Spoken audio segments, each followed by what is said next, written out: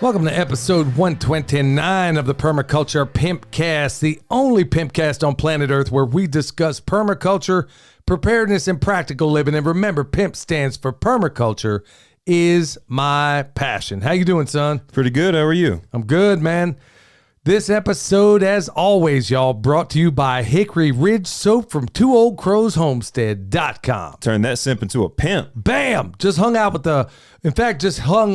with Two Old Crows Homestead this last weekend, but we'll cover that in a little bit, y'all. Heaven's Harvest, 10% off with promo code PERMA, P-E-R-M-A. So go over there, get all your preparedness needs squared away over there, and hopefully in the coming weeks, I'm going to explain all the reasons why you need to be doing that, not just with Heaven's Harvest. Remember, your first preparedness tool is always going to be your own.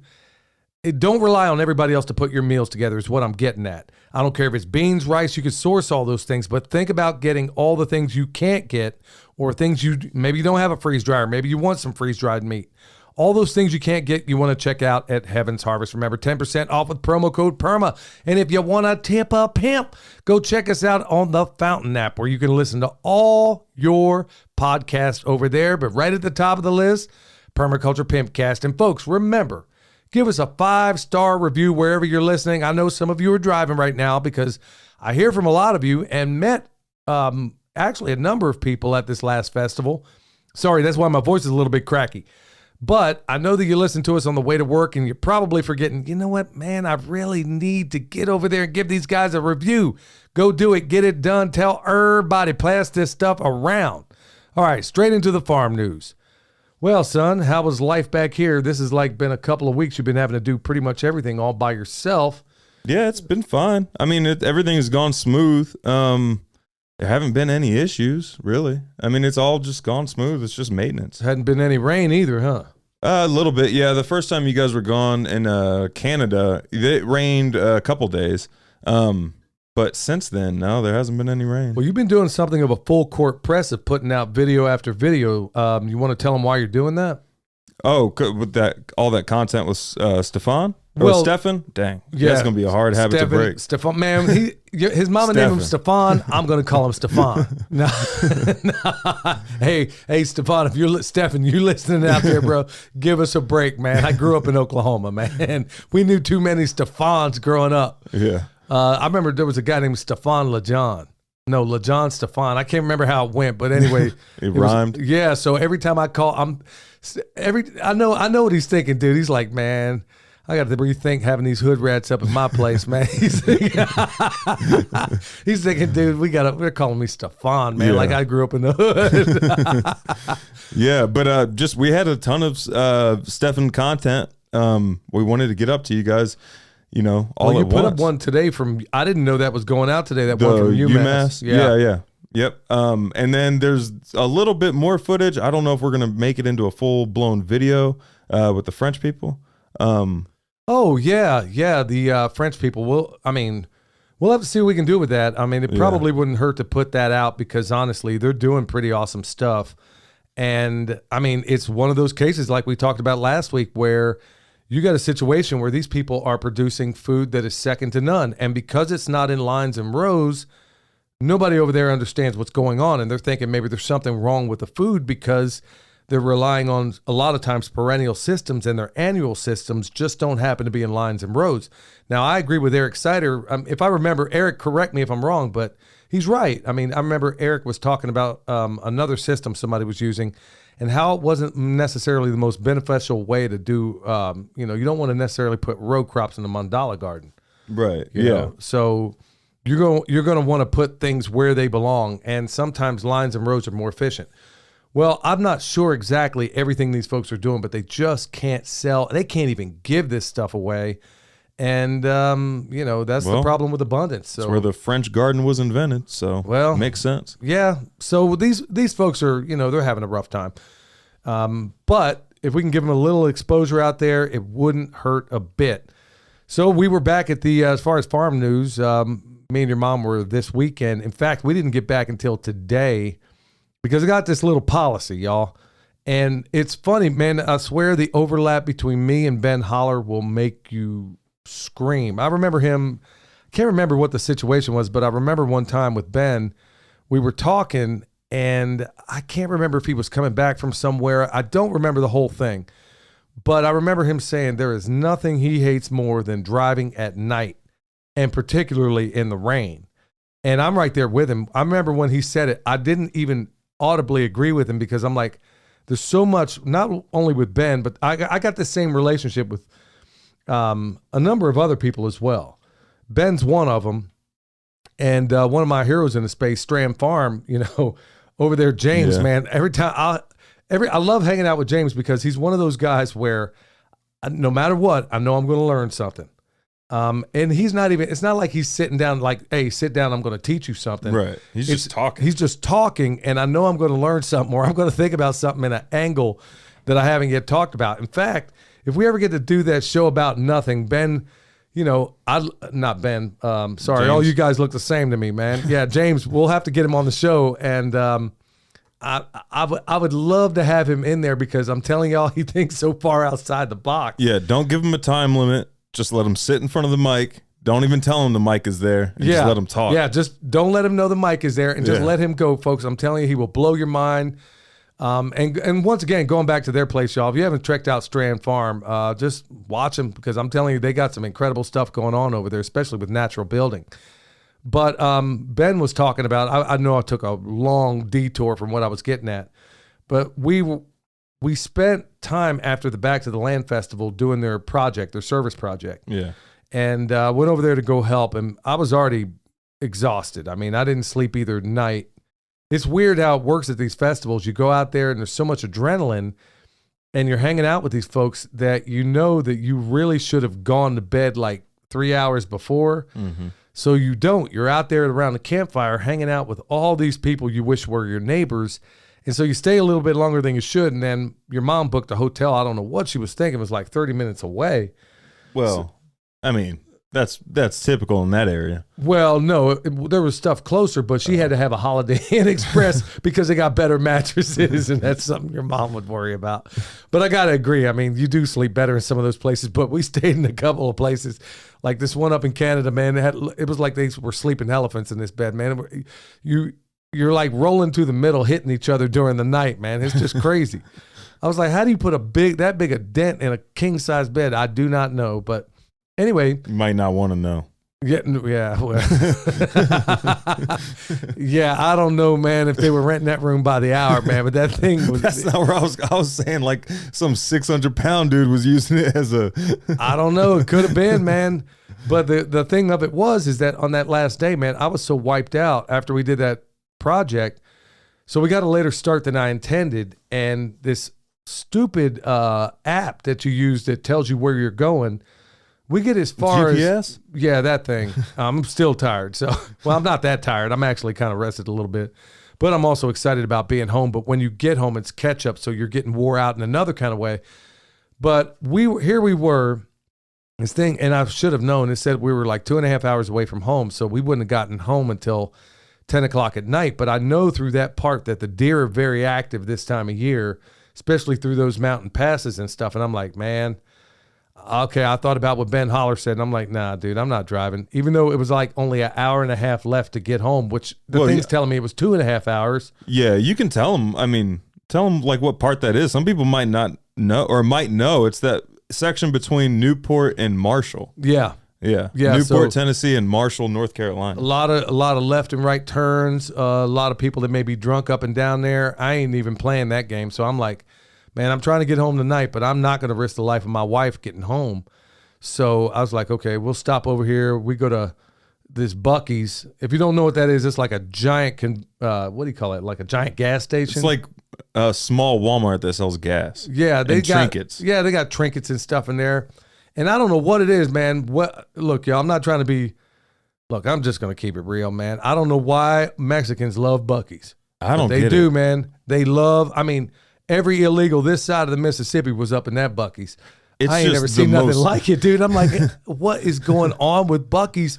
I was like, what is it with Buc-ee's that Mexicans love so much? I don't know. It's the most frustrating gas station you could possibly go to. Yeah, it is. Yeah. It is. Unless you're going to go in there and go shopping, and it's something of a novelty for some people. The barbecue sucks. Yeah. The jerky sucks. It's soft. Yeah. Oh, man. Don't get me started. Yeah. The jerky, beef jerky, y'all, that you buy in packets right now is indicative of this country. I ain't going to lie. Yep. There was a time where beef jerky was actually supposed to be tough and hard, and now it's like it's already been chewed for you. Yep. So as soft as this jerky is as soft as, you know what? Bunch of limp-wristed, slack-jawed. as the jerky goes, so goes the country, sadly. But anyway, we stayed the night there and then get up this morning. On our way home, we stopped at this place. It turns out you know who this guy was. He runs a shop out there in Marshall. Yeah. And we stopped in. I told your mom, I said, look, man, let's go get some real coffee. So we go in there.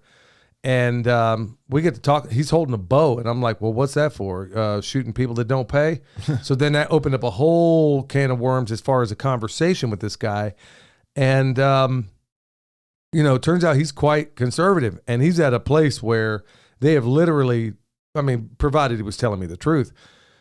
He said, man, because of his stance and, where he stands politically, all the leftist lunatics around there are trying to shut him down. And they're doing the same thing to him like they tried to do with the blueberry lady. And there's a whole lot going on there, but we spent time finding about the business environment in that part of Marshall, North Carolina, and we got a lot of good answers. So we're attempting to expand at a time where everything in this country is, contracting. And so we're doing a lot of looks, folks. I know we got to keep some of this stuff under the cuff, but we're looking for certain things and trying to find out the best place to do business around here based on, look, it's not just a matter of opening up a business that's successful, okay? I know people that own businesses all throughout this place. And depending on where you choose to live can make all the difference in the world as to whether or not you're going to be profitable. For example, that one of the bakeries I deal with. Yeah. Good night. Folks, if you knew, I used to understand why people would open a food truck because the overhead, you're not getting screwed 30 ways to Sunday, but now they're even screwing those people that run food trucks in Asheville. So people that have Airbnbs in Asheville, to my understanding, they're not allowed to have any place in there you can cook. There was something, New York City, they passed some crazy rule for Airbnb in New York City. Like if you can't rent anything you don't live in, and the max people that can stay in that room is 2 people. Right. Yeah. Well, Asheville, I guess they beat them to it because they had years back, the city basically made these ordinances. So basically you got a room, but you can't cook or anything else in it. So it's making it less desirable for people who want to come and visit. So they'll go to places like where we live. But look, consider this, folks. If you're really thinking about getting a brick and mortars business, I'm going to say this as plainly as I know how to say it. If you're going to get a brick and mortars business, make sure you understand the business and the operating, because you got to figure out all the little nitpicky ways in which they're stealing your money in the form of taxes. And yes, it is theft. Taxation is theft. So, consider all those things. So that's all the farm news right now. So we were doing a little bit of intelligence gathering on the way home just to find out what time it is regarding some of this stuff. And you know what? It also gave us a little more clarity as to where we don't want to do business. So consider those things, because I'll be honest with y'all. Look, I know we have a footprint on YouTube. We have one here in the podcast, but we're also putting in a lot of work to figure out a brick and mortars place for a whole variety of reasons, not the least of which being that you are a sharecropper on the YouTube plantation. They don't pay us nothing. No. We don't pay. I mean, we get lots of views. The amount of effort and work we put into YouTube, we have those shorts. I think per million you get paid pennies on shorts, because we have one that has almost 2 million views or something like that. Yeah. And there's not even a small bump. No, and they don't even. It's not like you're getting paid. If you're us and you say what you do, you're gonna be relegated to the outer darkness, so to speak. So what I'm trying to say is, as long as we'll be on that platform, because we're also in other platforms, are we still on Rumble and Brighteon and stuff like that? Yeah, we're still on those. Yeah. So we're on those. So if you don't find us there, you'll know where to find us. But at the end of the day, You got to be thinking about some of these brick and mortars things, because I got a feeling that that's where we're kind of leaning back to. So, folks, the plans that we have would knock your socks off if you realize how most people would say, well, that sounds impossible to me. That sounds, I don't know that you can do that. Well, maybe if those aren't the dreams and plans you have, then maybe you ought to rethink your plans, I think. It ought to be things that scare you.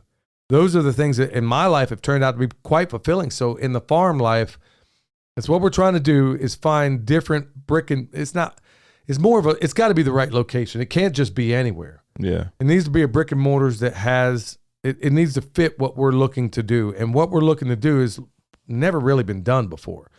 So, and we're not doing it for that reason to say, oh, it's never been done before, let's do it. We're thinking about these things outside the box because we are getting in a different environment altogether. Listening to a podcast on the way home, just a little side note. And folks, this ought to make you think about a couple of things here as far as the nature of where things are going. Probably ought to put this in the good news, bad news section, but I'm going to just kind of address it right now because to a certain extent, it is farm news because, well, I'm saying it is. How about that? So right now, everybody's talking about the housing issue and what's going on. Like there's no inventory. Well, John Perez, I heard him in an interview with Man in America podcast, and he was going on talking about, there's inventory. And if you thought what happened in the 2008, when he said this, it was like ding, ding, ding, ding, ding, ding. I just got around to watching The Big Short the other day. Anybody that was around in 2008 and around that time, you know what happened. Bam. Massive, massive downfall. In fact, that year I couldn't find any work anywhere in the United States of amnesia. Third world countries were the only place you could find a job. What's unfolding right now is essentially something that is light years worse, and it has to do with the Airbnb market. It's the housing market. They're saying, well, there's no inventory, there's no that, but here's what nobody's telling you, is that those same liar's loans that they used back in 2008 have now developed, they've metastasized to the point where people have been buying. I had no idea this was happening, son. They had been buying these Airbnbs, usually people in their 20s, early 20s or whatever, no verification, no nothing, all on the projected income of what this Airbnb might give. Mm-hmm. So people were buying. So instead of, let's say you were getting a VA loan with 1% down on a house, people are saying, oh, that 10% that I was going to put down, I can go buy 10 different houses, put 1% down on each. Yeah. That's exactly what's been happening. And now that things are slowing down and people are going on vacation, but cooking their own food on vacation. Mm-hmm. So a lot of the restaurants aren't getting the business like we've seen here in Asheville. This is a highly coveted place to go on vacation. Well, the same exact thing is happening in the Airbnb market, and it's about to jump off and collapse, probably worse than anything that happened in 2008. Now, John Perez is saying that it's probably going to happen before or by the end of October. Hold on to your hat. We're looking at another doggone collapse now. Is he right? I don't know. I'm going to say that before this year's out, he's probably right. So ask yourself, are you positioning yourself, your business, your farm, your family for when these things unfold? Because you got to ask yourself, if there's another collapse, maybe should I have a little bit of silver on hand? Probably ought to, because I got news for you. If things jump off the way he's talking about, and you have silver skyrocketing, house prices plummeting, do you think you might be able to pick up a house on the cheap? Might want to think about that, because look at what happened in 2008. Okay, so I'm going to call that the bad news section, even though I covered it earlier. So before we get into Pastor Line, y'all, I want to give you a heads up. Coming up very soon, we get the Farm Where You Live. That's going to be October 7th. Okay, that's down in South Carolina. They got a website. Go check them out. The Pimp Daddy and Pilot Face is going to be there. Mountain Readiness. I'm going to be there. I'm going to unveil one of the latest things that we're going to start teaching. And it's more of a bushcraft skill, but I'm telling y'all, it works on the farm. I do it every single time. I'm going to be doing a knot class out there. Bear Independence going to be out there. A whole lot of awesome people are going to be there. You're going to want to be there. I'm looking forward to it. That's October 20th through the 22nd. And then, bam, my friends up there in Kentucky Sustainable Living, which, by the way, we ran into at this last festival. All the people that were at Kentucky Sustainable Living were down here at this festival at the I want to say Farm Where You Live, but it's the Back to the Land Festival. Kentucky Sustainable Living, y'all. October 28th, 29th. I'm going to be there helping. I'm going to be the assistant to Darren, my good friend from Hacks for the Homesteader. I don't know why I struggle every time I say that. Darren's going to be up here doing a class. I'm going to be his assistant on that. Darren did a class this last time. He was processing ducks out here at the last one. And Darren, yeah, I mean, I don't care what it is, man. You put him on it, he is going to knock your socks off. So I'm going to be Darren's assistant on that, and I'm going to help. I'll be doing whatever he tells me to do when I'm pig processing. But they're also going to be having something of a VIP dinner, y'all. They're going to be dropping some prime rib up in there, and all the proceeds are going to go to vets, or most of the proceeds are going to go for Vets for Child Rescue. So there is no way I'm not going to be there for that. Just hopefully I'm there and back before my grandchild's born. So, yeah, so we'll be up there for that, and then, you know, hopefully the baby waits on me. All right, so with that said, y'all, we're going to go into the Homesteading Pastor, Pastor Lon. Hello, everyone. This is Pastor Lon. The Bible says in Proverbs chapter 28, verse 1, the wicked flee when no man pursueth, but the righteous are bold as a lion. Those people that are living a wicked life, a corrupt life, they're always looking over their shoulder, and they're always tucking tail and running because they know they're doing something wrong. They're evil. But those of us that have been born again, living a Christian life, have truly been washed in the blood of Jesus, a name written down in the Lamb's Book of Life, we're bold as a lion because we know we have nothing to hide. You see, there's a lot of corruptness going on in high places today. I'm talking about in the spiritual realm, of course, of good and evil, right and wrong, and the devil and God Almighty, the angels and the demons. But there's a lot of wickedness going on in Washington today, too. And that's why they're always looking over their shoulder, trying to come up with excuses after excuses on why they do what they do. I wouldn't sleep good at night either if I was okay with aborting innocent children that haven't had a chance at life yet. So I encourage you today, continue to live righteously and be bold as a lion and stand up for Jesus, stand up for yourself, and stand up for those less fortunate than we are, that they'll see the need to stand up themselves. Me and Pastor Lon had a talk a while back. It was at one of the first places I actually got to see him. I brought that up with the wicked flee when no one pursued. And then he said, yeah, and the righteous are as bold as a lion. And it was in regard, I won't go into was the first farm where you live festival? Yeah, it was at the first farm where you live thing. And Pastor Lon had me cracking up with some of the other conversations we were having. Great sense of humor, great family all the way around, him and Miss Robbie and their kids.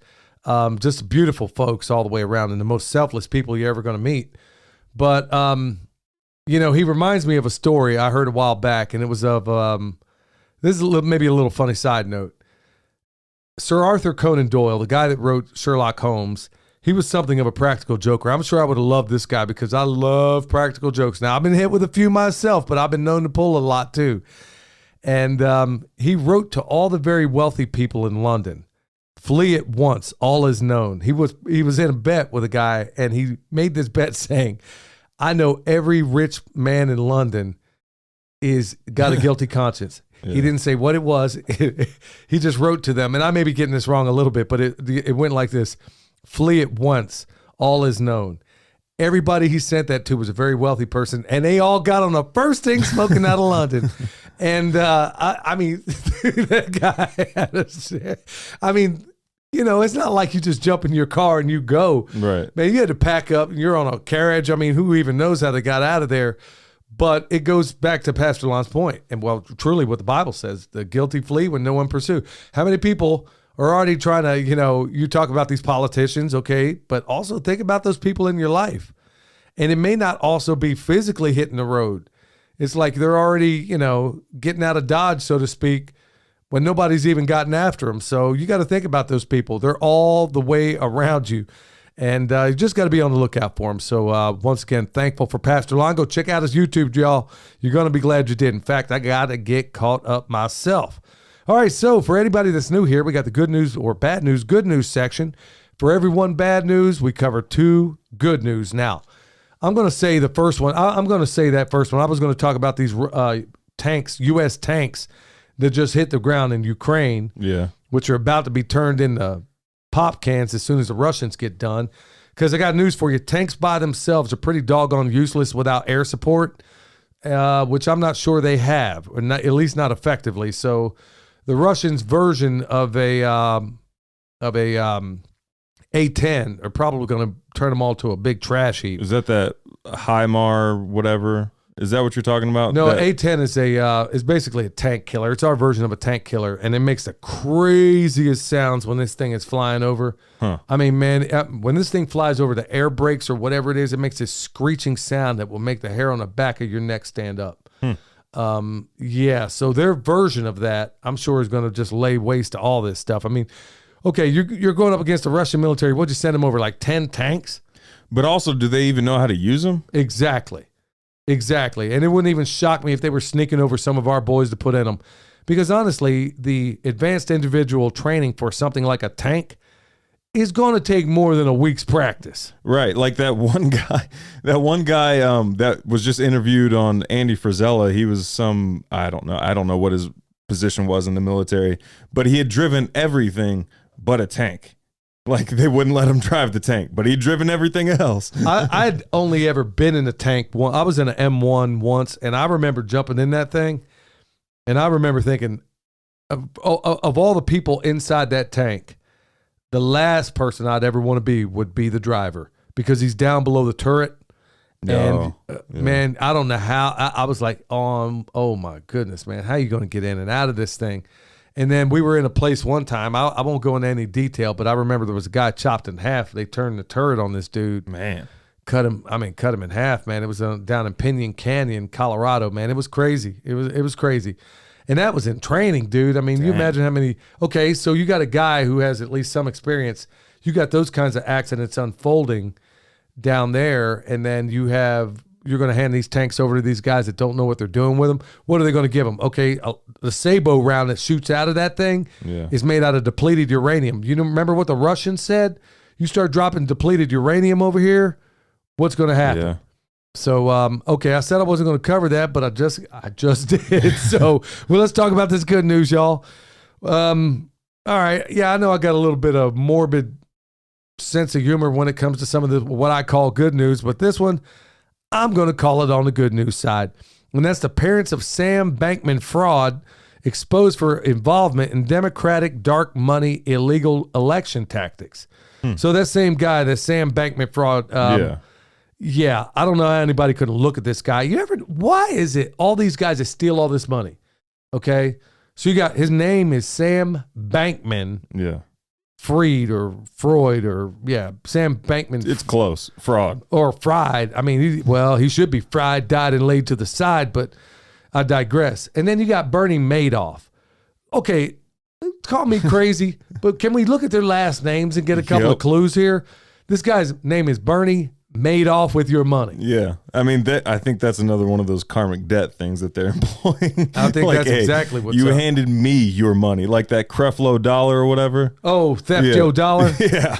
Yeah, Creflo dollar. Like, I mean, you really? can't even get mad at me for stealing it. Yeah, I mean, the guy's name, first of all, Creflo. Yeah. That's your fault Creflo, for giving the money. Cash flow, Creflo dollar. Yeah. You're telling me his mom, look at his baby down the crib. What do you want to call him? How about Creflo? He's going to be a criminal for life. Creflo. You got a name like Creflo. Come on now. Creflo dollar.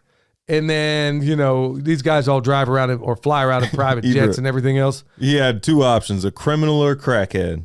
There you go. So other good news. So like I said, Sam Bankman-Fried, at least the guy basically stole everybody's money and he was walking. So he didn't make off quite as bad as, that other polecat I was talking about. Well, hold on. Wasn't he in that Jamaican prison for a while? Well, he may have gotten his sentence. I don't think so, man. I don't think they allowed any of those guys to hire on as his proctologist. I think basically I don't even know how much of any of this we can really believe, because think about it. You got that one woman who was hooked up with who was that one guy that was doing all that awful stuff on Epstein? Who was his little sidekick? Ghislaine? Yeah, Ghislaine Maxwell. I don't even know how to pronounce it correctly. She doesn't deserve to have it pronounced correctly. So you got Ghislaine Maxwell, and all that anybody has ever seen of this woman has been sketches. Nobody's seen any video of her in behind bars. How do you even know she's there? Yeah. So I don't even believe. I mean, it has gotten to that point. Whatever they tell me, it is a lie until I find out otherwise. Because like I said before, if you had a friend that lied to you 1/1000th of the extent that these people do. They could tell you the sun rose in the east, and you would go out and check. You would go out and check. But because these people come from the media or whatever, we just assume. I don't even know that this woman could be drinking Mai Tais in Tahiti for all I know. I've only ever seen sketches of her. And these days, they can fake so many things like they did with the White House, where Biden ain't even in the real White House. They're at a remote location. And then how many months was he in the White House before anybody even bothered to admit that? Well, if comedians are doing it, like Howie Mandel, he admitted that he was doing stand-up shows like via hologram, and he's been doing that for years now. So if a comedian is doing it, who's to say the president hasn't been doing it? Right. The president might not. He doesn't even have to be here. He didn't even have to exist anymore. How do you even know this dude is even legit? But going right back to this Bankman fraud and all the rest of them, how do you know Bernie Sanders ain't, drinking beer on the beach? How do you know this woman is even in the joint? Because I have never seen anything since she's been incarcerated but stick drawings, Yeah. I mean, they could have a little 5-year-old out there drawing this stuff. All right, so the other good news is stop and see for yourself. That's what New York City Mayor Adams said regarding Biden. He said, come visit our migrant motel right here in the Big Apple. Yeah, Big Apple. Getting exactly what you asked for. And this is how this kind of stuff goes down. I mean, when we're thinking about, like I said, okay, they're not all in Buc-ee's. Yeah. Although, I mean, they're in Buc-ee's in New York. I'm not, you know what? I'm not even dogging those people, man. I'm really not. I am really not even dogging those people. If they're saying, okay, you mean you got an open border up there? This is the land of milk and honey. If I was Mexican and I was down there and I was offered passage to come up here, I'm not blaming those folks one bit. No, yeah. They're told to come up here. They're seeking the best opportunity they can. They're doing what's in the best interest of their families. I don't blame them. I'm not dogging them. I'm not doing any of that stuff. I'm blaming my country because you know what? They didn't raise their hand to defend our Constitution and country against all enemies, foreign and domestic. But these people that are responsible for what's unfolding are and have. So anyway, you got so the whole house of cards regarding this thing. It's like even when you hear the left people saying, "Okay, we got a migrant crisis," this thing just got off the chain. Yeah. But like I said, it ain't when just the black people Buc-ee's. in Chicago are uprising. Oh man, you got to get these Mexicans out of here. Well, even the black people were saying, "I want to be treated like a Mexican." That's what they were saying up there. I want to be treated like a Mexican. Start treating me and my grandmama like a Mexican. Hey, Eric Sider here with your PIMPcast tip of the day. Today's tip: edge effects. An edge is an interface between two mediums. It is the surface between the water and the air, the shoreline between land and sea, the area between forest and grassland. Productivity increases at the boundary between two ecologies because the resources of both systems can be used, and there are species that only exist in these edge systems. The most productive systems in nature are the tropical mangrove estuaries, where the freshwater rivers meet the salt water from the ocean. And the only successful and permanent settlements have always been able to draw from the resources of at least two environments. The edge is also where you will find surplus material: seaweed on a beach, leaves and mulch in the trench of a swale, or trash along a fence line. Now we can design this edge effect into our systems.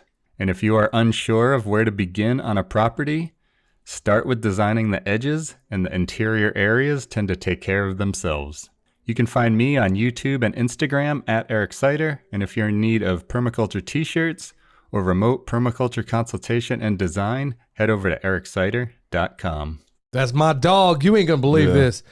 Yesterday, literally putting in that project over there, they were putting in a couple of fig trees, and they had a persimmon, I believe, and they had these. It was the project after. Well, the project was at this church, and it was on that chain link fence. And I was it the same church as last time? No, this was a totally different church. It used to be something else. They turned it into a church, and there was this chain link fence that Matt and Gabby decided to turn into something of a garden. Mm-hmm. Now, they were missing some of the components and everything, so they made the most of it. Matt did a little bit of a class on water catchment and some of the barrels and stuff that he sells, the systems that he installs. And right next to that, he had some plants start. Well, he actually had a couple of figs we were going to put in the ground. And then figs in places like that, y'all, those are things that are so unbelievably abundant, it'll knock your socks off. Yeah. So, especially in that environment in Tennessee. Well, where they had everything situated, I was literally just talking about the edge effect yesterday regarding the chain link and the edge of the grow boxes. Yeah. And I'm like, okay, you're pretty close. You have an edge. You have two different mediums colliding here. So you're going to have a lot of growth here. You're going to have a lot of things that you don't necessarily want to deal with. So you want to consider that.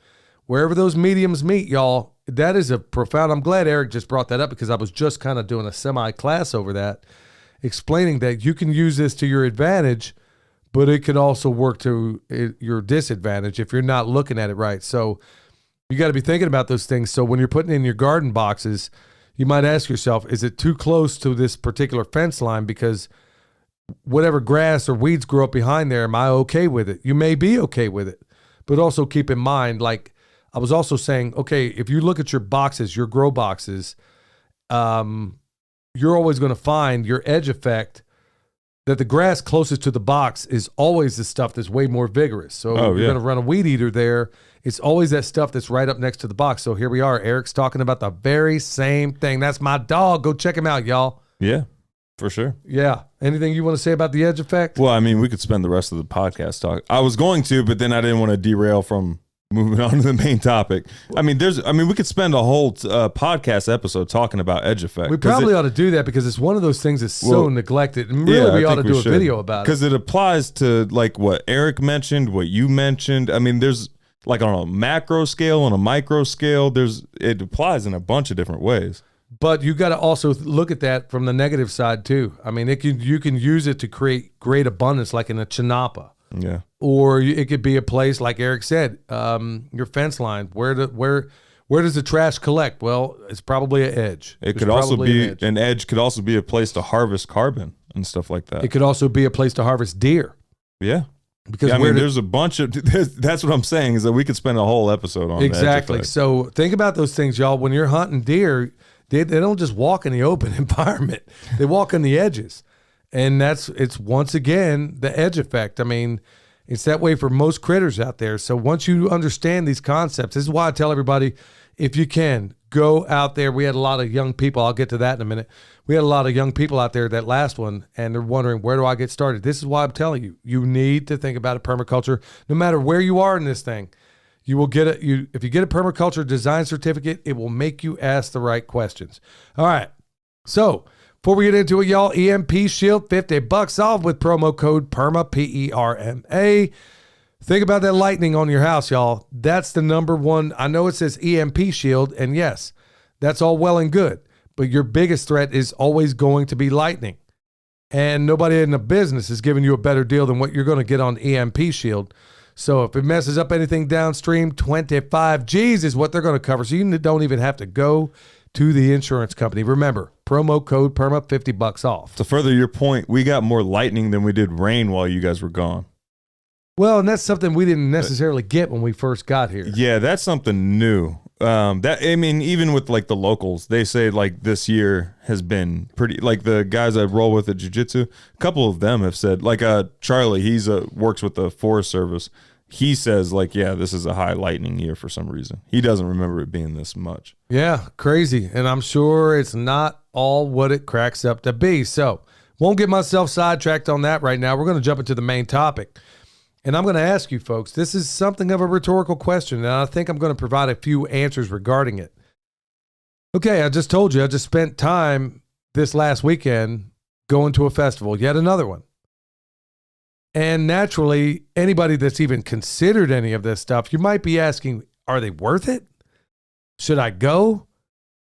Is it even worth my time? I mean, I don't have a whole lot of money these days. Well, I got news for you folks.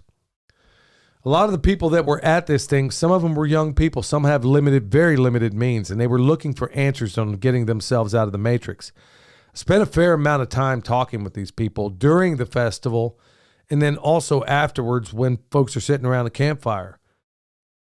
It really blew my mind how many people, and there was a couple of them about the age of William in particular that jump out at me, made me rethink a whole lot of things because when you spend as much time around here as I have, and when you get out, you start saying, okay, how did I not see this before?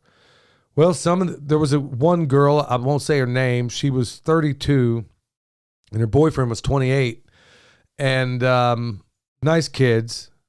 And they're asking me, like, how do I get started? Darren over at Hacks for the Homesteader told me to come talk to you to see about getting land. She's like, I'm working at UPS. I'm putting back every dime I can, but it's all I can do, me and my boyfriend, to save the money. And I'm like, okay, do you have car payments? Okay, let's talk about that. Apparently, no. Where are you spending your money? Okay, if you want my help, you're going to have to get personal about what you're doing. Where are you spending your money? And you realize that they're spending a fair amount trying to just get good food on living expenses. I think they share a vehicle. And it's just the cost of living in that Nashville area. And like I said, 32 and 28, as I recall. And they realize that where they live is not regenerative and it definitely ain't sustainable. And they're thinking, how do I get out of here? Well, I had a conversation with them. So this is just one of the things I'm going to tell you here. I had a conversation with these folks and I said, okay, let me tell you how I did it. Let me tell you what I would do if I was in your position. Let me tell you what I've done having been in your position. So I'm thinking, okay, well, that was worth it. But also what was worth it to me is that it took me right back to when Michelle and I were flat out broke when we first got out of the military. And we were broke when everybody at that time was always broke in the military anyway. But it took me right back. So I'm thinking, okay, it took me right back to, I remember having these same questions, but not having anybody to ask those questions to and get any answers that I counted on or I could rely on. So I was able to provide some of the answers. And what really gave me joy is seeing them, every book I wrote down, they're coming up, or every book I told folks to read, they wrote it down and they're like, okay, I already ordered these books. We got whatever budget we have for that. We just spent it on books. And I'm like, oh, good night, man. That's good to hear. Okay. Come across some other folks. Bear with me. I'm making a point here. Come across some other folks. Now, what's really cool about a lot of these festivals is that you come across some of the people that you've known for a while. You've seen them at other festivals and you see each other. So it's always like something of a homecoming, almost like a reunion. So you see all your old friends and it just gives you such joy to be able to be in the same presence with them, hug them, they hug you, you find out what's going on. And then you come to find out there's some new friends you're going to make along the way. And then you meet those people. And then there's one guy, Stuart, he's going to be in the show in the future. Find out more about him and how wicked smart he is concerning certain things. And then you're hearing all these different ways in which he's talking about certain things that maybe I didn't consider myself, that maybe you hit it when you're on your way home, driving home, you think about that. Come across Ann of all trades. And then here she is just beat up because she's got an arm in a sling that she cut and she got a broken foot. What? Yeah, she cut herself making nachos and it got so mad she kicked the table or whatever and broke her foot. Dang. So yeah, Ann's always got, last time she saved a dog and had stitches. She's got stitches every time we see her. Every time we see her. Yeah. So, that girl's, she's tough though, as shoe leather, but also catching up with her and realizing, okay, there's changes in her life as well. But let me tell you what else. I didn't get a whole lot of time to listen to the other speakers, but there was a panel where it had a bunch of us up there that were all permaculture designers and we're talking about this and that. And I'm realizing a lot of these guys don't have the level of experience or background that we do. But I learned so much just by listening to them. Yeah. One person talked about a problem they had. It didn't even occur to me what the solution might have been. And then he mentions he couldn't think of it, but it was gabions is what the solution was. Oh yeah. For this answer. And I was like, and I openly admitted, man, I didn't know the answer. I didn't think about it, but it went on to show, and I made the point that with the benefit of what Ben Franklin called our joint wisdom, we were able, I was looking at the answers that were coming from the perspective of 5 people. And I'm like, good night, man. This is absolutely rich, man. This is so valuable. What I'm getting out of these guys right now, this is so unbelievably valuable. And I'm like, goodness. And then the next day, being up there hearing the other panelists that were up there, they did an impromptu thing, and we're up there doing a Q&A thing all over again. Folks, I'm going to tell you, I've been at this a while. And, I mean, are we experts at certain things? I don't know. I'll leave that for somebody else to talk about. But I'm telling you what, I'm realizing that every time I go to one of these festivals, I get a whole different view on so many different things. In fact, the Lord even answered a couple of my prayers at this thing. We're going to interview him in the future. There's a guy who just happened to be a realtor, and his wife is a loan officer. There's another guy. I'm not just talking about in terms of what they can give you, but what we were able to extend to them. So there was this exchange of things that were far more valuable than money, far more valuable. So we were able to offer them some things, and then not because of it, they offered us. It was just a mutual exchange of things that were really valuable to the other party. There was another thing I learned from some of the organizers there, Chris Clark, and also his wife, had this interaction with them, and they have 3 generations of family living under their roof. And some of the solutions that they were talking about and how they had to deal with it regarding their place was absolutely jaw-dropping. My jaw hit the floor when they're just openly telling us how they prayed and what they went through and how they dealt with this and how they deal with it now. 3 generations under one roof, and probably going to be 4 before it's all said and done. And some of the expansion things that they're working out in themselves and how they're getting through some of their disagreements.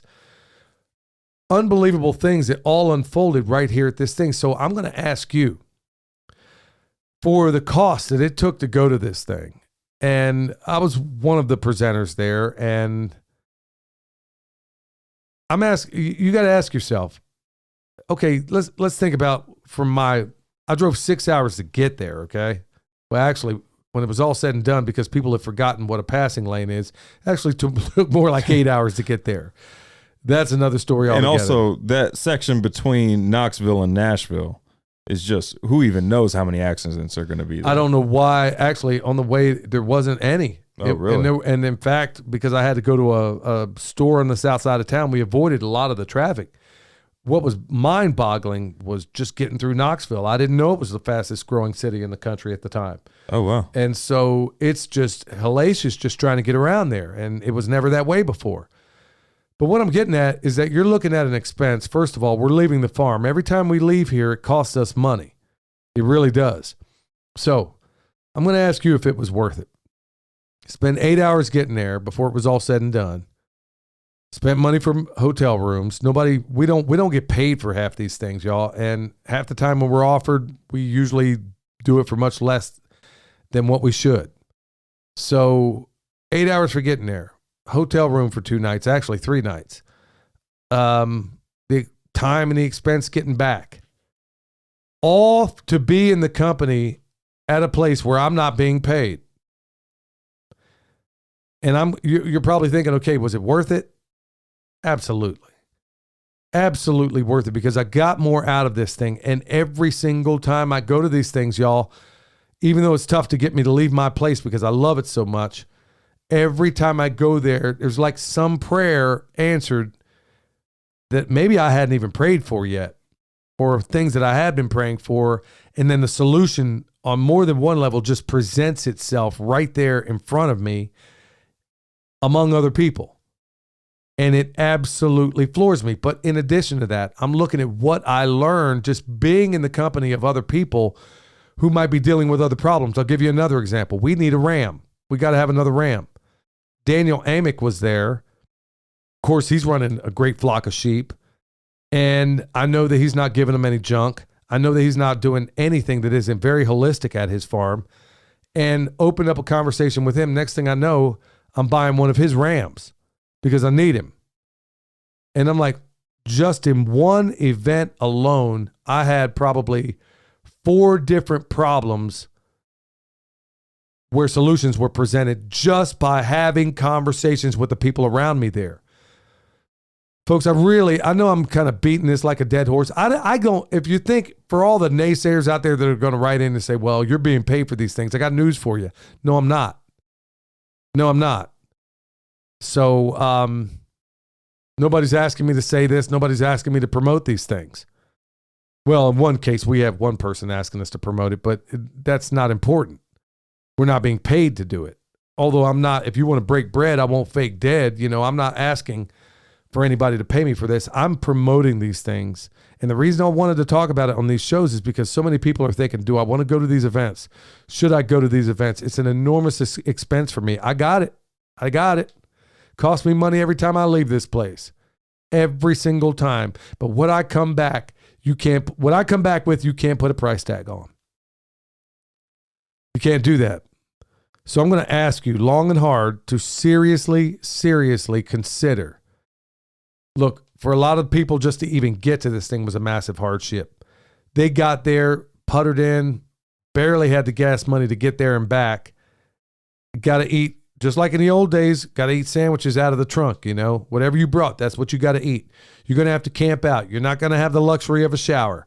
You're not going to be able to do any of that. And they do it all just to have interaction with other people and to cross-pollinate and get solutions to problems from people with boots on the ground. Hey, Chef Keith Snow with HarvestEating.com. Wanted to give all you parents out there that send your kids to school with real food a quick tip. I send my kids to school every day with a freshly made meal or snack, depending upon the day. And sometimes we don't think that we can send hot food. Now, let me give you a tip and something that I do. We have what are called food containers or canisters, and these are double-walled vacuum containers. You can get them out on Amazon or in other places. The key here is to make sure, number one, that they're very clean, and then you put boiling water. So take a tea kettle or on the stove, boil water, put it into the container, put the lid on, and let it sit in there for at least 5 or 10 minutes. What this does is heat up the air that's part of the double-walled stainless. Then take the food you're going to use, and I'll give you a few examples. The other day we had shepherd's pie. We've had spaghetti and meatballs, Thai curry, beef bourguignon, rice and beans. Any of these foods can be taken out of the refrigerator, so they're going to be cold, and they need to be reheated very thoroughly to make sure that they are boiling hot. Then I take the thermos, dump out the water, and I use my canning funnel. That's how you get foods into canning jars. Put the canning funnel on top of your food canister, and then take your very hot food, put it in there, and put the lid on there. And I have tested this around lunchtime, and the food is still not in the danger zone. The danger zone, by the way, is between 40 degrees and 140 degrees. Foods that linger in that temperature zone for too long will grow and harbor bacteria. You want to be above that level. And most of the time, the foods are very hot to the point that my kids have to wait to eat them. But this will give you another arrow in your quiver of sending good, healthy food with your kids to school. Please check out the Harvest Eating podcast and also my Brown Duck Coffee. And thanks to everyone at Permaculture's Farm. Take care. Okay. First of all, that Brown Duck Coffee, y'all, is off the hook. Your mama's been she I don't know if Chef Snow knows this, but your mom ordered some. We've been drinking this stuff. He sent some before, and she was like, I don't know what got into her. She was using up some of the old stuff. Yeah. She went back. She's like, okay, I ain't drinking any other coffee. That coffee, man, it's aromatic, and it's just a massive difference, y'all. Go over there, check out Chef Snow, check out his harvest. Man, I really got to go check his stuff out as far as his cookbook and all the other things over there.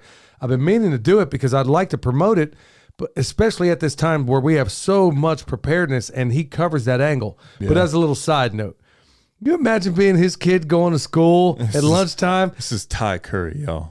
Yeah. I got beef bourguignon. You can't even pronounce what I got. Yeah, can you? I mean, I can see Chef Snow sending them there with some chilled salad forks, the whole 9 yards. And for the bullies, they already have a Stanley thermos. Yeah.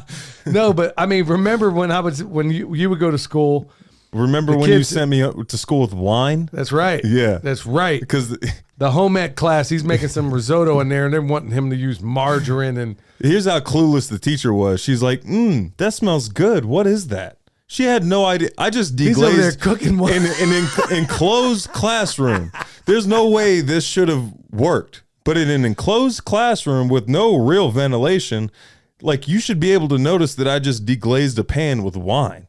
Unbelievable. But that was cool. I mean, but can you imagine? I'm sitting here just cracking up thinking, you imagine Chef Snow's kid at school, man? They got to be some very popular kids, because we used to send you, when all the kids, like in kindergarten, would say, what's your favorite food? Every single kid. Your mom, I remember coming home one day and she is just falling over laughing because there was like this homework that your teacher that was 4th grade. Is that what it was? I remember that one, yeah. She said it like all the kids are putting down pizza, every kid on there, hot dogs, pizza, something along that line.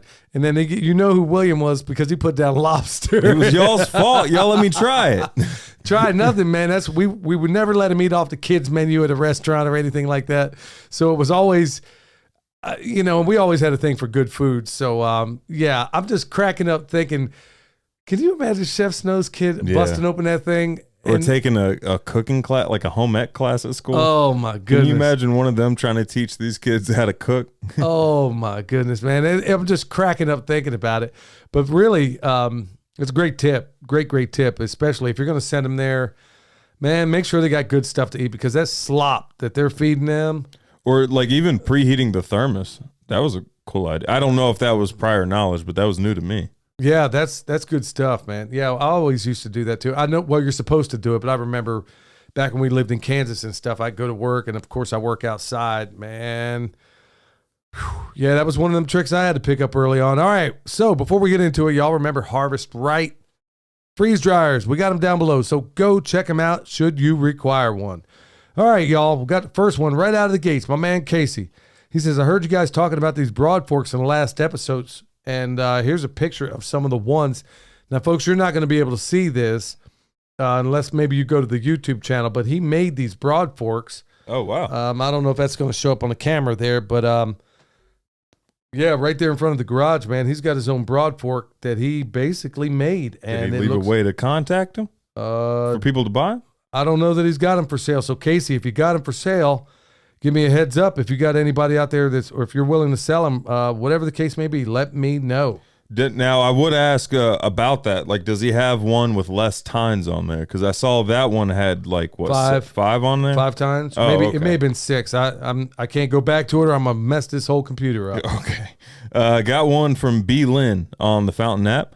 Dang, I thought you done fell off the side of the earth. Guess you would have to believe it's flat for that. Ha. I am in the round camp for several reasons, but it's good to hear other views. Also, not saying that we know everything about Earth. Our God is the only one that does.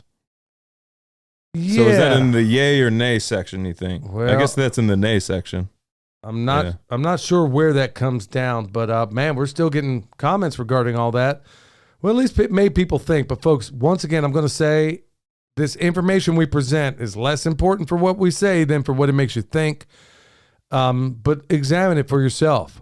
I didn't come down. I didn't tell you. All I said was, I'm not saying the earth is flat. I'm just saying that information what is profound to me is everything we've been told regarding the curvature and a number of other things is all a lie, and it's provable. Yeah. I mean, the math is wrong. The math that they provide is wrong. So this one here is from Ricky's. Good morning. Found one of my meat chickens did not want to leave the pen. And let me get on down to this. So he says, basically, he processed this thing. So he culled this bird that looks like it was injured. And his question is, should I go ahead and process for food? It's soaking now, and I'm going to piece it out. If you get a chance, let me know what you think. Okay, Ricky, this was sent a few days back, so I'm sure you already made a decision on this bird. I hope you did. And if you didn't, don't eat it. Not if you waited this long, Jack. Yeah, so we sent this on the 24th, but like I said, I'm playing catch up. Well, Ricky, at the end of the day, if he was injured, it all depends. Man, I tried, like we had a pig that fell off the side of a cliff one time. It was injured. Technically, we could have eaten it, but I elected to make dog food out of it, essentially, just because of the fact that this thing was suffering. It was in massive pain, and it had been in that way for, I don't even know. To this day, I don't know how that thing broke its leg. Like, it broke the femur. It broke the femur in this pig, yeah. Well, I would say in that scenario, maybe not, because you don't know how long, I mean, especially if you don't know how long the pig has been there, and then also that doesn't that create a whole list of issues with a broken bone inside the body? It can if left too long. It wasn't too long, but there's also that part of it. Like, okay, is that meat you're going to want to mess with? Yeah. That's a lot of stress right before. Exactly. Right before. This is what you don't want to have happen. So you can still eat that meat, probably, if an animal's injured, but you got to also ask yourself, is it better for the dogs? Also, it's just going to taste like it did from the store. Well, that's a good point. Yeah, it'll just be tough like the stuff they did there, because you better believe most of those animals you got under plastic have been tortured. I kid you not. Got one from Eon from the Fountain app. Do you feed pumpkins to pigs to prevent worms? Would that work on humans? Pumpkin seeds. Pumpkin seed, yeah. That's. I guess you could feed the whole doggone pumpkin to the pig. If well, you we did. We Yeah. fed plenty of pumpkins to pigs out there. We had plenty to give them too. I mean, instead of like taking the seeds, roasting them, grinding them, and all that, or not roasting them, but grinding them and all that stuff, I guess you could just give them the pumpkin, the whole pumpkin. Well, no, I thought, will that work for people? Is what they're asking. Well, yeah. Well, it was a two-part question. Do you feed pumpkins to pigs to prevent worms? And would that work on humans? Do pumpkin seeds work on humans? That's what I thought the question was. And yes, we do feed them to pigs, definitely. Pumpkin seeds, definitely, because it does help with the worm issue. But you know what? That is okay, this is exactly what I was talking about in the main topic. It's stuff like that. It's a critical question like that where, personally, I don't know the answer. But I'm thinking, I wonder if it does. Aren't pigs like anatomy pretty similar to humans and stuff like that? Don't they test like drugs and stuff like that on pigs? Yeah, I understand. That's my understanding. But they're asking a pretty awesome question there. Yeah, it might. So if it works so well in pigs, I wonder myself. I don't have an answer on that. But this is exactly the kind of stuff you get into when you go to these festivals. Those are the kinds of questions that maybe you didn't even know to ask, and other people are answering them before you even know it. And this is one of those questions. I don't know the answer to that, but you got me thinking. I'm like, I wonder if it does. Maybe it's worth it does. Pumpkin seeds, boy. Oh, it's your turn. Yeah, you try to eat them seeds, man. I got news for you. I like pumpkin seeds. No, when I was a kid, I used to eat everything. Do you knock the seed out? Yeah, you're supposed to take the shell off. Yeah, nobody ever told me that when I was a kid. I was Dang. like, man, they taste good, but boy, these things are real tough on the back end. I was getting that fiber. Yeah, I bet you were. I was getting fiber, no doubt about that. I was like, man, I think I like sunflower seeds. At least I knew not to eat everything of them. I was eating them when I was a real little kid. So Donald sends this, I can't believe it. My buddy JD from the Army hit me up the other day asking about bone sauce and whether or not it would be a good solution for the rodents, particularly the mice and squirrels that are eating up his the soy plastic wiring in the vehicles. Right. And the new way they do that sort of thing, right? Yeah. It's made out of it's made out of food, so the rats eat it. Yeah, so it's the dumbest thing in the world, and I'm sure it was some lefty that came up with it. So they're chewing up the wires on his new truck. And I was like, JD, some people have said they used it before. I don't know. I've tried it a time or two, and it seemed to work because I had a couple of mice up in the hood of my truck one time. If you want a sign that your car is meant to fail, they made it out of biodegradable equipment. There you go. I mean, good night, man. And what planet does that make sense? Yeah. What planet does that We don't want these wires to last too long, y'all. So yeah, we got animals out there chewing up this stuff. So anyway, I said, okay, I'll send you some of this. And then sure enough, I get this video sent to me where this guy's solution, and I'm going to just spread it out there to y'all. He sent it through an email. So one of the solutions that he came up with was mixing some of that Jiffy cornbread mix with some baking soda. It's in this video. Yeah, he mixed them together, and he caught this squirrel. I can't even believe YouTube, they've gone absolutely nuts on some of the videos. Man, he actually kills this squirrel doing that. He catches this squirrel in a live cage, right? Feeds this sucker exactly what he's talking about. Boom, kills the squirrel. Squirrel's laying in the cage, dead on that floor. I mean, absolutely dead. And I'm like, I can't believe people aren't coming down like a ton of bricks on this guy. We don't do a fraction of that. I mean, I'm not wishing they do. I'm just saying, I'm glad he put the information out there. So I sent it off to JD. But folks, in a nutshell, what he did was, as I understand it, he mixed some baking soda with some Jiffy cornbread mix. And yeah, so he's killed. every little varmint that's trying to get up in his stuff. Well, with YouTube, I've noticed that they come back, like if they update their terms of service and stuff like that, they'll go back and check your previous videos. Because we've gotten a flag. There was a flag on one regarding like how to kill a sheep or something like that. It ain't even like open for the public to look at. It was an unlisted video to put on Patreon. And then they came back and said, hey, we can't put this on YouTube. And like, it wasn't even open for the public. Yeah, but you can allow trans testicles on there talking about how they done chopped off their junk. Man, I don't even know what planet I'm living on, man. I ain't going to get started. But we didn't even blow up the stomach of a squirrel. We said how to properly kill a sheep. Man, he's over here. Okay, so the squirrel's running around in the cages. My man's doing this video, okay? The squirrel is literally running around in the cage like, yep, got him in this live trap. He says, okay, I got a little bowl in there of this Jiffy mix and whatever else. Mm-hmm. And I'm like, hold on, what do you think that squirrel's going to eat, man? He ain't got no other option. Yeah. So is the squirrel going to eat this when he's out and about? I mean, if he's running around, are they just very attracted to it? Apparently, he's done it on mice and the whole thing. So I'm sitting here watching this guy. I'm like, what? I can't, for the stuff that they come down on us for, I can't believe it. And then he's finishing up the video, squirrel's dead as can be. Right there, right in the cage behind him. Yeah, he was alive at first, but he's like, yeah, he's dead. Oh my goodness. Got one from Strider47 on the Fountain app. Uncle Billy used to be a decor deviant. Now he's planting perennial plants and trees. Just kid. Oh, wait, no. My eyes. No, the app moved. Let me start that over again. Uncle Billy used to be a decor deviant. Now he's a permaculture pimp paying off his karmic debt, planting perennial plants and trees. Just kidding. Welcome back. Glad to hear your trip went well. I love the idea of your education/work vacation pimp tip for the business owners out there. Talk to your accountant about how you can write such vacations off and lessen the amount of extortion money the money mafia will gouge for you.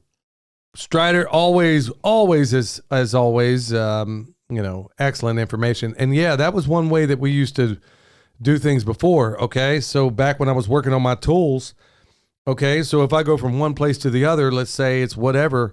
Well, I would stop at the local union hall, pick up a, card, or if I was unemployed, I'd go sign the books, whatever the case may be. And then guess what? You were looking for work, so you can write that off. But now the rules have changed considerably from that time until now, and it doesn't really work that way all the time. So, yeah, you can write off certain things, other things not so much. And so, yeah, it's all extortion. Got one from Becky Rake Straw on the YouTube channel. My husband is taking me to Townsend, Tennessee to make me take some time off. I work full time. I'm the gardener and livestock manager. Anyway, are there any places I can check out that is homesteading related? I'm guessing near Townsend, Tennessee. I'm not sure where Townsend is. I'm not sure where that is right now. Are there any permaculture places they could visit in Tennessee? Well, I'm sure there are. Yeah, there's a whole big convergence going on there. In fact, I was initially going to be part of that thing up in Tennessee. That was up near Kingston, as I recall. I should have got the information on that. But really, what I do whenever I go to a town, let me tell you what we do. And it doesn't matter where. I mean, when I'm taking a trip, or I find myself someplace, like I was talking about when I hit the ground in Arizona. First thing I did was Arizona permaculture, put that in. Or find the nearest town there, and let's say it's Kingsport Permaculture, Tennessee. Just put that in as a search, and then you'll be shocked what comes back. And then you can kind of find, there's a lot of places that list all these different sites on there. So some of them may not be highly publicized, but I'll be honest with you, one of the best sites I've ever seen was out there, well, at least in a desert environment. Out there in Arizona was barely listed. I mean, barely listed. And I rolled up on this dude's house, and I was glad I did. It was a really good time. It was a really good experience. So, yeah, that's one of the methods I use. Got one from Robin K on the YouTube channel. Solid surface cutting boards are one of the most sanitary to use. Well, there's if you're talking about like stone cutting boards and like concrete cutting boards and stuff like that, that's a good way to dull some knives, I would say. At least the wood has some, at least with wood, it's going to be like self-cleaning to a certain extent and self-healing as well. Well, a lot and then the less. plastic stuff is just absolutely horrible. Don't go with plastic cutting boards. Well, Those, and that stuff, what it's going to do to your knife too, man. I mean, if it's, are you talking about stuff? I'm Yeah, looking that's at what some I'm of these, saying. I'm looking at some of these cutting boards that people are using. I'm like, there ain't no way you're going to tell me that's not going to dull a knife. Oh yeah, definitely will. I mean, just blunt, it will turn it into a butter knife. Yeah. Somebody was asking, what is James and Ashley's YouTube/socials? Strand Farm. You can find them on Instagram and YouTube if you just type in Strand Farm. STRAND FARM. That's my dog. Yep. Are you out of questions, Dad? Or are you just okay? I got one from the Dutton Homestead. I have given no thought about the Earth being flat or not, but if it is, does that mean all the other planets are? See, I don't know. I mean, these are questions that obviously need to be asked and answered. I don't know. I really don't. I mean, I will question everything that's told to me by profligate liars. I think everybody should. Now, am I going to spend a whole lot of time on this? This is why I haven't done the grammar. Okay, like I said before, for me to render an opinion on this, I will have had to have done the grammar, logic, and rhetoric. And under grammar, I will be getting answers to the questions who, what, where, when, why, and how. Well, not just under grammar, it'll be who, what, where, when. Until I get sensible answers on there without contradictions, I'm not going to move into the rest of it. So I'm not going to render a definite opinion. The things I know I can prove right now are the things that we're told are absolutely true. That's what I know. You didn't prove that it was flat. You just proved that everything they told me was a lie. All right. The last question I got is a statement. It's scrollable, so I'm thinking we might want to hold off on this and let me condense it before we go asking it and stuff like that. But yeah, that's the last one I got. Do you want me to go through it? I was thinking we could save it for the next time. Well, maybe. yeah, we might want to do that. But folks, Okay. a lot of times with the questions, if you want to get them on the show, we kind of need a condensed version, something that we can read, but we can't spend 5 minutes reading it sometimes. The reason I'm saying that is, well, yeah, I mean, there's a lot of scripture involved, and it's to deal with the Book of Enoch and flat Earth and stuff like that. Well, it would just be an interesting one. Okay, well, if You want me to read it out? Yeah, go ahead. All right. Y'all buckle up. All right. First Enoch 1, 4-7 states that God will stand on Mount Sinai on Judgment Day. The Holy Bible states that Jesus Christ will stand on upon Mount Olives on Judgment Day. Acts 1:11, which also said, "Ye men of Galilee, why stand ye gazing up into heaven? This same Jesus which is taken up from you into heaven shall so come in like manner as ye have seen him go into heaven." Y'all had to type that in King James Version. 12, then returned they unto Jerusalem from the mount called Olivet, which is from Jerusalem a Sabbath day's journey. Zechariah 14:3, then shall the Lord go forth and fight against those nations as when he fought in the day of battle, and his feet shall stand in that day upon the Mount of Olives, which is before Jerusalem on the east, and the Mount of Olives shall cleave in the midst thereof toward the east and toward the west, and there shall be very great valley, and half of the mountain shall remove toward the north, and half of it toward the south. The book of Enoch, and this is his own words now, the book of Enoch was never considered scripture in the Hebrew Bible for a reason. Contrary to lies, the book of Enoch was not taken out by the modern day churches, as the truth is, it was never in the scripture to begin with. There is mounting evidence the book of Enoch is not written by Enoch at all. Jude likely quoted from a known cultural Jewish belief from a real prophecy of Enoch. This prophecy was likely used to be whoever actually wrote the book of Enoch to give the illusion of credibility. Regardless of the speculation, the true God-breathed scripture and the book of Enoch contradict one another in a very important place, as pointed out above.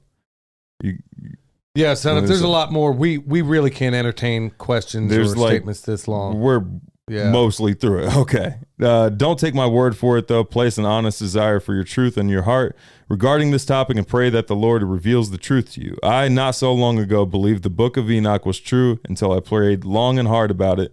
I was fortunate enough that the Lord delivered truth to me. Well, like I said, this is why you should examine it. Joel Thomas has some criticism about the book of Enoch as well. Yeah, and I think it's valid criticism. Other theologians that I know of, Dr. Michael Heiser and a number of others, Gary Stearman, good night, J.R. Church before he died, hold it in high esteem. I'm not saying that to say it's not an appeal to authority to say just because these people have this opinion that they're right. You know what? There's a whole lot of very intelligent people that have been stymied by very simple things. I'm saying examine it for yourself, look into it, and I mean that's one of those things that I haven't looked in extraordinary detail. I don't even know that this person is right. I don't know that they're wrong.